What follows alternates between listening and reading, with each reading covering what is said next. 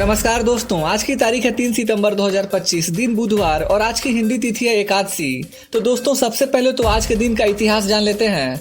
3 सितंबर का इतिहास महत्वपूर्ण घटनाओं से भरा है, जिसमें 1783 में इसी दिन पेरिस की संधि पर हस्ताक्षर हुए, जिससे अमेरिकी क्रांति समाप्त हुई और संयुक्त राज्य अमेरिका को मान्यता मिली। सन 1928 में इसी दिन अलेक्जेंडर फ्लेमिंग द्वारा पेनिसिलिन की खोज हुई और सन 1995 में इसी दिन ऑनलाइन बाजार ईबे की भी स्थापना हुई थी। सन 1923 में इसी दिन भारत के प्रसिद्ध तबला वादक पंडित किशन महाराज का जन्म हुआ था और सन 1952 में इसी दिन अभिनेता शक्ति कपूर का जन्म हुआ था। तो दोस्तों ये था आज के दिन का इतिहास। तो चलिए अब जानते हैं आज की देश भर की सबसे बड़ी खबरें। दोस्तों भारत ने इतिहास रच दिया है। सेमिकॉन इंडिया 2025 में प्रधानमंत्री मोदी को देश की पहली स्वदेशी सेमीकंडक्टर चिप विक्रम भेंट की गई। यह सिर्फ एक चिप नहीं बल्कि भारत की तकनीकी आत्मनिर्भरता की पहचान है। मोदी ने कहा यह पल भारत के सपनों को नई उड़ान देने वाला है। उद्योग जगत ने भी इसे देश की बड़ी छलांग बताया है। प्रधानमंत्री मोदी ने बड़ा ऐलान किया है। उन्होंने कहा कि भारत आने वाले समय में $1 ट्रिलियन के वैश्विक सेमीकंडक्टर बाजार में प्रमुख हिस्सेदारी हासिल करेगा। मोदी ने बताया कि भारत अब एक फुल स्टैक सेमीकॉन नेशन बन रहा है, यानी डिजाइन से लेकर मैन्युफैक्चरिंग तक। दुनिया की सबसे तेज बढ़ती डिजिटल अर्थव्यवस्था होने के नाते भारत के पास अपार संभावनाएं हैं। सरकार चाहती है कि युवाओं को इस उद्योग में बड़े पैमाने पर रोजगार मिले।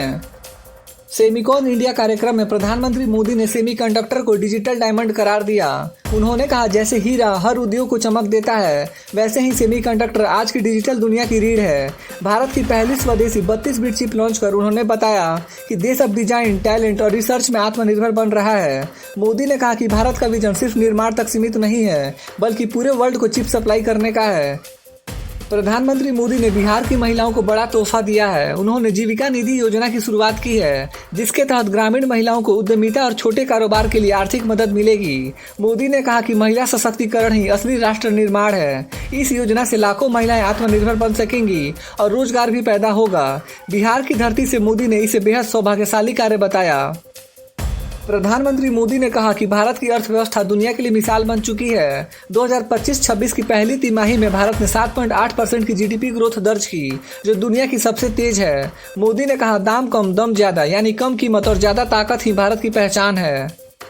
दोस्तों बिहार की राजनीति में बड़ा बवाल खड़ा हो गया। एक वीडियो में पीएम मोदी की दिवंगत मां पर अभद्र भाषा की इस्तेमाल करने का मामला सामने आया, जिस पर मोदी ने पहली प्रतिक्रिया दी है। उन्होंने कहा मेरी मां का राजनीति से कोई लेना देना नहीं था। यह अपमान सिर्फ मेरी मां का नहीं बल्कि देश की हर मां बहन का है। मोदी ने सीधे तौर पर आरजेडी और कांग्रेस को जिम्मेदार ठहराया और जनता से अपील की कि वे सच को पहचानें। दोस्तों इस विवाद पर आपका क्या कहना है, कमेंट करके अपनी राय दें।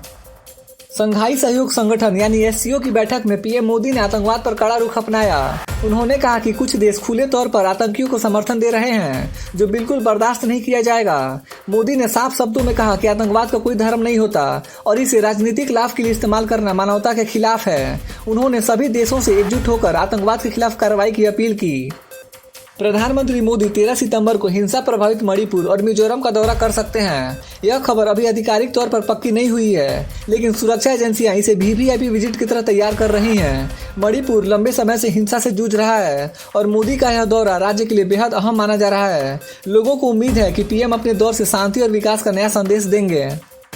पंजाब में भारी बारिश और बाढ़ से हालात बिगड़ गए हैं। इस बीच प्रधानमंत्री मोदी ने मुख्यमंत्री भगवंत मान से फोन पर बात कर केंद्र की तरफ से हर संभव मदद का आश्वासन दिया। मोदी ने कहा कि पंजाब की जनता को इस आपदा में अकेला नहीं छोड़ा जाएगा। राहत और बचाव कार्य के लिए केंद्र सरकार ने टीमों को तैयार रखा है। सेमिकॉन इंडिया 2025 के उद्घाटन में प्रधानमंत्री मोदी ने जोर देकर कहा कि भारत अब सिर्फ चिप्स का उपभोक्ता नहीं निर्माता भी बन चुका है। उन्होंने बताया कि छोटी सी चिप दुनिया में सबसे बड़ा बदलाव ला सकती है और भविष्य में दुनिया कहेगी design in India, made in India, trusted by the world. यह घटना वैश्विक तकनीकी संगठनों और निवेशकों के लिए भारत के उठते प्रभाव का प्रतीक बन गई। भारत ने Q1 में 7.8% जीडीपी ग्रोथ दर्ज की, यकीनन तारीफ के काबिल, लेकिन कुछ अर्थशास्त्रियों ने चेतावनी दी है कि यह वृद्धि सतही हो सकती है। महंगाई के दबाव, कमजोर शहरी मांग और अमेरिकी टैरिफ का असर दिख रहा है। साथ ही डिजिटल क्षेत्र में यूपीआई क्रेडिट सेवाओं का विस्तार हो रहा है, लेकिन टैक्स अनुपालन और लक्ष्यीकरण पर सवाल उठ रहे हैं। प्रधानमंत्री मोदी ने चीनी राष्ट्रपति शी जिनपिंग से मुलाकात में खास तौर पर बाहरी सीमा पर बढ़ते आतंकवाद पर चिंता व्यक्त की। उन्होंने विशेष रूप से हाल फिलहाल हुए पहलगाम आतंकी हमले का जिक्र किया और क्षेत्रीय सुरक्षा व सहयोग की अपील की। हिमाचल से बड़ी खबर आ रही है। मुख्यमंत्री सुखविंदर सिंह ने विधानसभा में ऐलान किया है कि राज्य को आधिकारिक तौर पर आपदाग्रस्त घोषित कर दिया गया है। कारण है लगातार भूस्खलन, बाढ़ और बादल फटने की घटनाएं, जिनसे हजारों लोगों का जीवन प्रभावित हुआ है। सरकार ने बताया कि करीब 3,000 करोड़ रुपए का नुकसान हुआ है और 10,000 से ज्यादा लोगों को सुरक्षित निकाला गया है। अब इस घोषणा से राहत और मदद का काम और तेजी से किया जाएगा। नई दिल्ली में सेमिकॉन इंडिया 2025 का भव्य आगाज हो चुका है और उद्घाटन खुद प्रधानमंत्री मोदी ने किया। पीएम ने साफ कहा कि भारत का हर छोटा माइक्रोचिप भी दुनिया को बदलने की ताकत रखता है। इस सम्मेलन में दुनिया भर के टेक्नोलॉजी पार्टनर्स और बड़े उद्योगपति जुटे हैं। इसका मकसद है भारत को चिप निर्माण का ग्लोबल हब बनाना। खेल प्रेमियों के लिए बड़ी खबर है। 2030 के शताब्दी कॉमनवेल्थ गेम्स की मेजबानी के लिए भारत और नाइजीरिया आमने सामने आ गए हैं। दोनों देशों ने आधिकारिक तौर पर अपनी दावेदारी पेश कर दी है और फैसला कॉमनवेल्थ गेम्स फेडरेशन करेगा कि इस ऐतिहासिक खेल आयोजन की मेजबानी किसके हाथ में जाएगी। अगर भारत को यह मौका मिला तो यह देश के खेल इतिहास का बहुत बड़ा पल होगा और भारतीय खिलाड़ियों को भी घरेलू मैदान का फायदा मिलेगा। दिल्ली एनसीआर में बाढ़ जैसे हालात बन गए हैं। यमुना नदी खतरे के निशान को पार कर चुकी है। लगातार बारिश से हालात बिगड़ते जा रहे हैं। दिल्ली सरकार ने ऑफिस बंद करवा दिए हैं और स्कूलों की पढ़ाई फिलहाल ऑनलाइन कर दी गई है और मेट्रो और फ्लाइट सेवाएं भी बुरी तरह प्रभावित हुई है। दोस्तों, क्रिकेट से जुड़ी बड़ी खबर है। बीसीसीआई ने भारतीय टीम के लिए नई लीड स्पॉन्सर की बोली आमंत्रित की है। इच्छुक कंपनियों को 12 सितंबर तक आवेदन करना होगा और 16 सितंबर को अंतिम बोली लगेगी। इसका मतलब है कि आने वाले समय में भारतीय टीम की जर्सी पर किसी नई कंपनी का लोगो दिखाई देगा। यह सौदा अरबों रुपए का होगा और क्रिकेट के कारोबार में नया बदलाव लाएगा। स्टूडेंट्स के लिए जरूरी अपडेट है। भारतीय कृषि अनुसंधान परिषद यानी ICAR ने अपनी काउंसलिंग प्रक्रिया कल से शुरू कर दी है। यह काउंसलिंग जूनियर, PG और PhD कोर्सेज के लिए हो रही है। ऑनलाइन रजिस्ट्रेशन और सीट अलॉटमेंट की यह प्रक्रिया करीब 1 हफ्ते तक चलेगी। रैंक लिस्ट सितंबर के तीसरे हफ्ते में जारी होने की संभावना है। तो अगर आपने एग्रीकल्चर कोर्स के लिए अप्लाई किया है तो ध्यान रखें कि आपकी एडमिशन की प्रक्रिया अब शुरू हो चुकी है। दोस्तों, कर्ज लेने वालों को बड़ा तोहफा है। सितंबर 2025 से पंजाब नेशनल बैंक और बैंक ऑफ इंडिया ने अपनी marginal cost of funds based lending rate कम कर दी है। पंजाब नेशनल बैंक ने सभी अवधि के लिए अपनी दरों में 15 बेसिस पॉइंट तक की कटौती की है, जबकि बैंक ऑफ इंडिया ने 5 से 15 बेसिस पॉइंट तक कमी की है।